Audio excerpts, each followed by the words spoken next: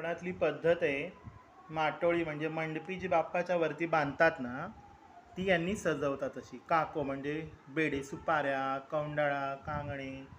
नारळ फळं हरणा कुरडू ही माटोळी मंडपी म्हणजे कीर गंधर्व जो मूषक श्रापित होता ना त्याची पत्नी त्यांना जेव्हा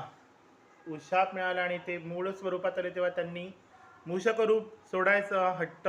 न सोडण्याचा हट्ट केला कारण त्यांना गणपतीची सेवा करायची होती ते वाहन बनले मग ती आली धावत म्हणे ह्यांना घेऊन चाललात माझ्या स्वामींना मी काय यांना सोडून जाणार आहे मी बापा म्हणाले आता तुला कुठे ह्याला घेऊन चालल्यावर तू पण सोबत काय करणार म्हणे मी तुमच्या डोक्याची सेवा करणार छत्र बनून म्हणून ती सुहासिनी असते म्हणून तिला ह्या मंडपीला अखंड जी छत्र धरते बाप्पाच्या डोक्यावर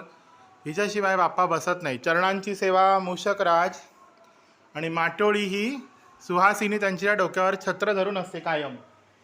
म्हणून ह्यांनी तिला फुलाफळांनी सजवायचं असतं सुहासिनीचा मान द्यायचा असतो